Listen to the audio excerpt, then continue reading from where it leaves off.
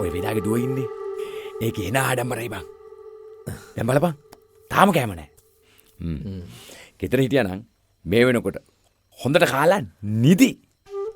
අනේ ඕකේ අපිට ඔය හැමදේම කරන්න ඕන කමින්. උඹ දන්නවනේ. මුලින්දම ඕකේ කරේ අපි වන්දන එකනේ. යකෝ ගෙදරට ආපු අමුත්තන්ට සලකන්න දන්නේ නැති එළදෙනක් බං. අන්දන්න මුම්පන් එක කියලා මූණ දැක්කම කියන්න පුළුවන්. මොකද මම මේ නෙවෙයි. ඔව් නම් ඔව් කියපන් නැත්තම් නෑ කියපන්. තව එකක්. උඹට වෙලාගේ දුවගේ පොඩි අවුලක් වෙන්නේ නැද්ද? මේ මං අහලා තියෙනවා පොඩි කාලේ ගහන්න ඕන ඉන්ජෙක්ෂන් ටික හරියට ගැහුවේ නැති වුනහම ඕම් වෙනවා කියලා. එක්කෝ ඕකෙට ඉන්ජෙක්ෂන් ගහලා නැහැ. නැත්තම් ඉන්ජෙක්ෂන් එක ගහලා තින්නේ පසු වෛද්‍යවරයෙක්.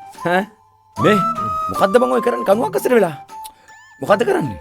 මේ බලපන් මේ කණු මේ බලපන් 1යි 2යි ඔව් පේලියට බලපන්. ඔව් අර මම උඹට උදේ ඉඳන්ම කිව්වේ මේ වෙද මහත්තයාගේ දුව වගේ මෙච්චර ලස්සන කෙල්ලෙක් දහකින්වත් හොන්න බෑනේ බං. බලපන් කතා කරද්දී ඒ වචන කතා කරනකොට නිකම් සුදු අරලි මල් මෙහෙම කඩන් හැල්ලනවා වගේ. කරුණාව, දයාව, ආදරය වැහෙනවා බං. මේ මං කිව්වේ. කෑම ලෑස්ති. මේ ඔයා මිනිස්සුන්ට වැරදි පාරවල් පෙන්වන්න හරි දක්ෂයිනේ.